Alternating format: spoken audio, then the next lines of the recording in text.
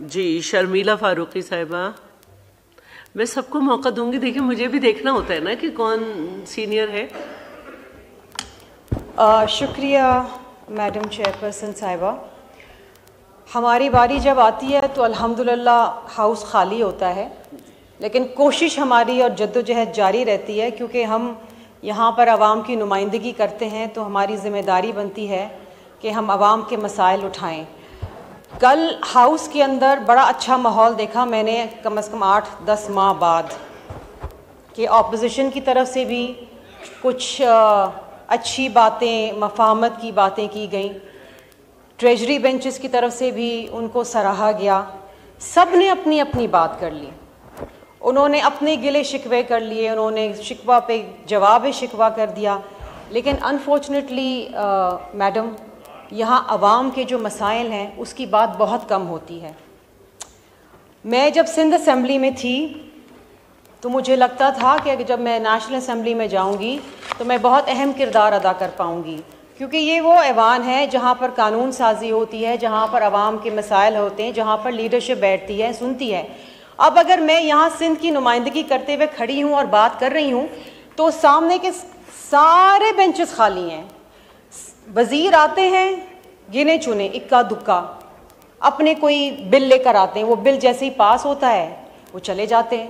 یہاں بات کس کو سنائیں ہم، بات کس کی کریں ہم؟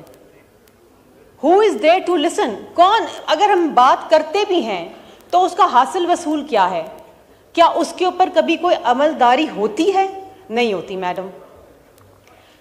ہم نے 10 سال 16 دسمبر کو پشاور کے اس بھیانک سانحے میں جس میں 130 سے زائد بچے شہید ہوئے، ہم نے 10 سال کی وہ اینیورسری اس ہاؤس کے اندر منانی، سب نے اس کے اوپر باتیں کریں۔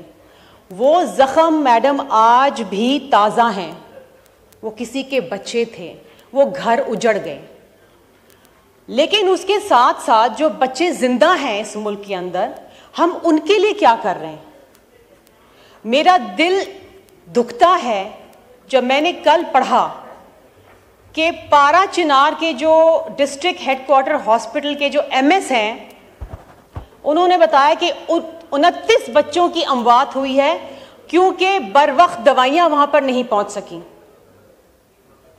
یہ صرف بچے ہیں، یہ وہ بچے ہیں جو کھیلتے کودتے بچے تھے، بیمار ہوئے، ماں باپ ہسپتال لے گئے، لیکن وہاں سے لاشیں لے کر آئے۔ آپ سوچیں کہ وہ کرب کیا ہوگا کہ میرا بچہ ہسپتال میں ہے اور میری کوشش ہے، دعائیں کہ میرے بچے کی حالت بہتر ہو جائے، لیکن صرف اس وجہ سے میرا بچہ مر جاتا ہے کہ وہاں پر پچھلے 70 دن سے روڈ بند ہیں اور صوبائی حکومت کچھ نہیں کر رہی، وہاں پر میڈیسنز نہیں پہنچا رہی۔ اور اگر صوبائی حکومت کا یہ کام ہے کہ وہ اپنی پوری اپریٹس لے کے، اپنی پوری مشینری لے کے، سیکیورٹی اپریٹس لے کے، پوری ایڈمنسٹریشن لے کے اسلام آباد پہ قبضہ کرنے آئے، اگر یہ ان کی پرائیورٹی ہے تو خدا کے واسطے فیڈرل گورنمنٹ تو انٹروین کر لے۔ ٹھیک ہے صحت کا شعبہ ڈیوالو ہو چکا ہے، لیکن اگر صوبائی حکومت اپنا کردار ادا نہیں کر رہی، میڈم ہم اپنے ایٹمی اثاثے کس طریقے سے بچا کے رکھتے ہیں؟ ہم نے چھپا کے رکھے، فوج بٹھائی ہوئی ہے اس کے اوپر۔ ہماری جان سے زیادہ قیمتی ہمارے ایٹمی اثاثے، ہمارے ایٹمی اثاثے۔ یہ بچے اس ملک کے اثاثے ہیں، اس ملک کا مستقبل ہے، آپ ان کو مار رہے ہیں۔ خدا کے لیے کوئی یہاں پر فیڈرل گورنمنٹ کا انسان، کوئی وزیر، کوئی مشیر، کوئی پارلیمانی سیکرٹری نوٹس لے، وہاں دوائیاں تو پہنچا دے۔ اور ایم ایس وہاں کا رو رو کے التجا کر رہا ہے کہ اس وقت بھی بچے وہاں پر زیر علاج ہیں لیکن دوائیاں نہیں ہیں، تو خدا را کوئی تو دوائیاں پہنچا دے۔ دوسری طرف آپ دیکھیں میڈم کہ پولیو پاکستان اور افغانستان یہ 2 ممالک رہ گئے ہیں جس میں پولیو کے کیسز ختم نہیں ہو رہے، اور اس سال 64 کیسز۔ میڈم ہم اپنے بچوں کو پولیو سے نہیں بچا پا رہے ہیں۔ National task force, national action plan, فلاں فلاں، پرائم منسٹر صاحب کہتے ہیں کہ جی this is a crisis, it's a humanitarian crisis. ہم اپنی قوم کو لولی لنگڑی قوم لے کے جا رہے ہیں، یہ قوم کا کیا مستقبل بنے گا؟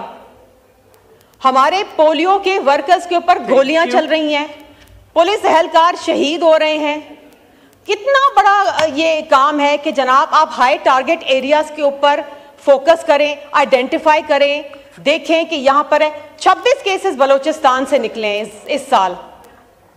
کیوں یہ ساری فوج لگا دیں بلوچستان کے اندر اور بچوں کو پولیو کے ڈراپس پلائیں؟ یہ کام ہمارا, یہ کام ریاست پاکستان کا ہے. آپ نے اپنے بچوں کو بچانا ہے. آج ایک بڑا امپورٹنٹ کالنگ اٹینشن لگا تھا لیکن ڈیفر ہو گیا, لیکن میں اس پہ بات کرنا چاہوں گی. میڈم آپ کو پتہ ہے 2000 فوجر ہے, پلیز اپنی کنکلوڈ کریں. میڈم مشکلوں سے تو 8 دن بعد بات کرنے کا ٹائم ملا ہے, اس میں بھی میڈم آپ تو خاتون ہیں, آپ سمجھتی ہیں, آپ ایک ماں بھی ہیں اور آپ سمجھتی ہیں کہ کیا یہ تکلیف دہ بات ہے. میڈم 2024 کی جو US اسٹیٹ ڈپارٹمنٹ کی رپورٹ ہے نا, ٹریفکنگ پرسنز رپورٹ, اس میں یہ کہا گیا ہے کہ پاکستان سے ہیومن ٹریفکنگ ہو رہی ہے اور اس ہیومن ٹریفکنگ کے اندر زیادہ تر جو لوگ ہیں وہ خواتین اور بچے ہیں. دیکھیے 2023 کے اندر, اور یہ گورنمنٹ کی اپنی فگرز ہیں جو میں کوٹ کر رہی ہوں, 2023 کے اندر 18,000 کیسز انویسٹیگیٹ ہوئے. اب یہ حال دیکھیں آپ ہیومن ٹریفکنگ کے, جس میں majority were girls and children, اور اس میں سے صرف 6,000 پروسیکیوٹ ہوتے ہیں, صرف 6,000. اور کنوکشن کتنی ہوتی ہے؟